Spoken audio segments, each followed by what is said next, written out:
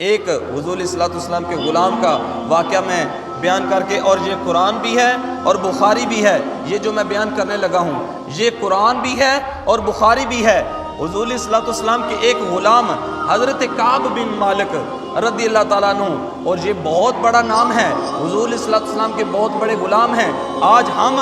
حضور صلی اللہ علیہ وسلم کے بارے میں پتہ نہیں کیا کیا بول دیتے ہیں، پتہ نہیں کیوں بول دیتے ہیں، یہ نہیں سمجھ آتی کہ کیوں بول دیتے ہیں۔ ہمارے پلے تو ہے کچھ نہیں، مگر امام الانبیاء کی شان کے بارے میں ہم باتیں کرنے لگ جاتے ہیں۔ حضور صلی اللہ علیہ وسلم کے غلام حضرت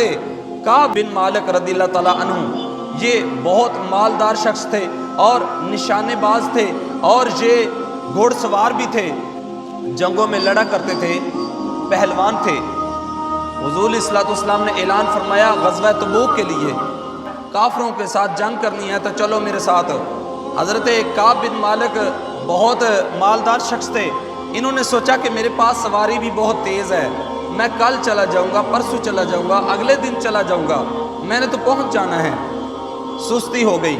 حضور صلی اللہ علیہ وسلم اپنے غلاموں کو لے کر چلے گئے، اور غزوہ تبوک کے اندر حضور صلی اللہ علیہ وسلم کے تمام غلام چلے گئے۔ وہ شخص نہ گئے جو بوڑھے تھے، اور جو منافق تھے وہ بھی نہ گئے۔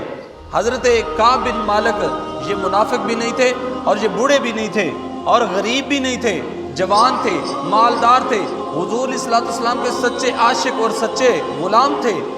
انہوں نے یہ سوچا کہ میرے پاس تیز سواری ہے، میں چلا جاؤں گا،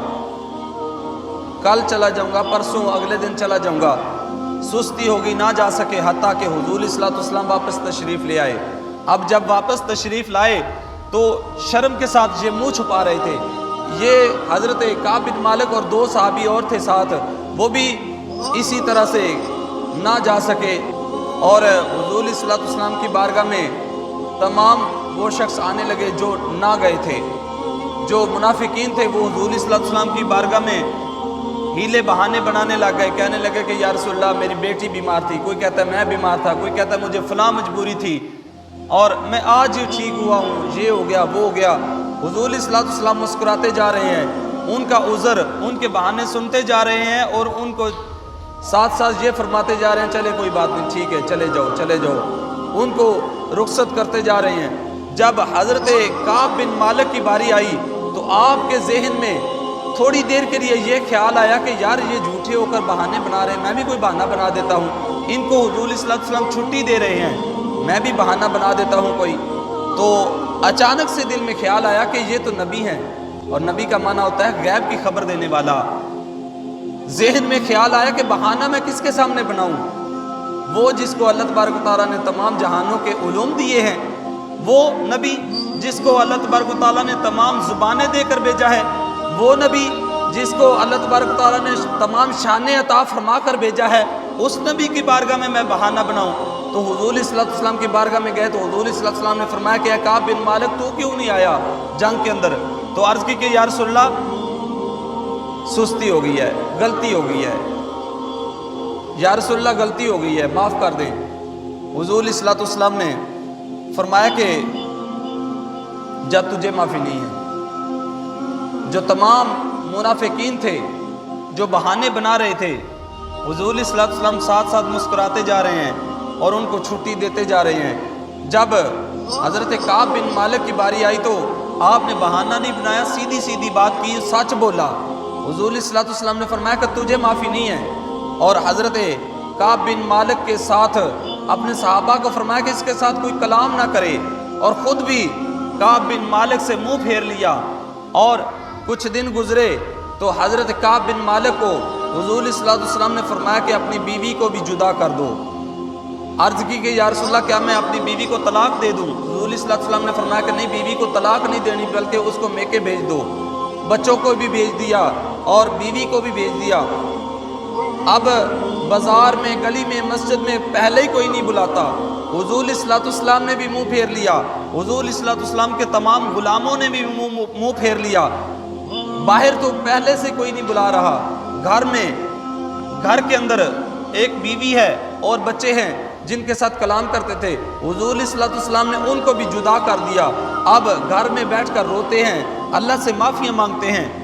کچھ دن گزرے، غسان کا عیسائی بادشاہ تھا، اس نے حضرت کعب بن مالک کو خط لکھا، کہنے لگا کہ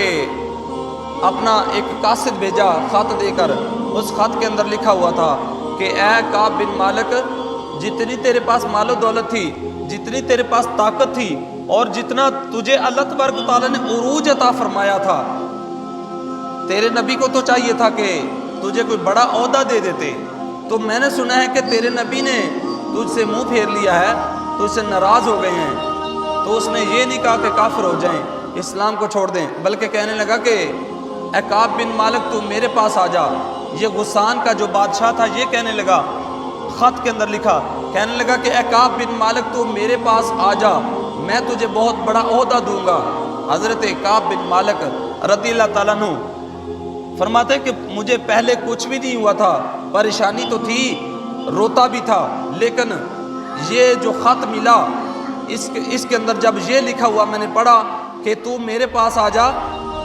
اپنے نبی کو چھوڑ کر میرے پاس آ جا، میں تجھے بہت بڑا عہدہ دوں گا۔ تو حضرت کعب بن مالک فرماتے کہ مجھے بہت سخت جھٹکا لگا، اور اس خط کو جلتے ہوئے تندور کے اندر ڈالا اور چیخیں مار کے رونے لگے اور چیخ و پکار کرنے لگے کہ یا اللہ میرا اتنا بھی امتحان نہ لے، اتنا بھی میرا امتحان نہ لے کہ کافر میرے بارے میں سمجھنے لگ جائے کہ میں ان سے سمجھوتا کروں گا،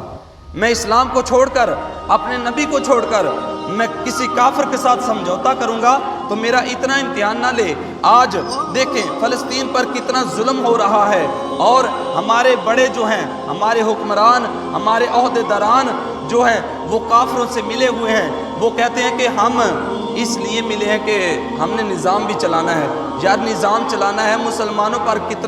کتنا ظلم ہو رہا ہے۔ حضرت کعب بن مالک کا ذاتی معاملہ تھا، اور پھر بھی کسی کافر کے ساتھ سمجھوتا نہیں کیا، اور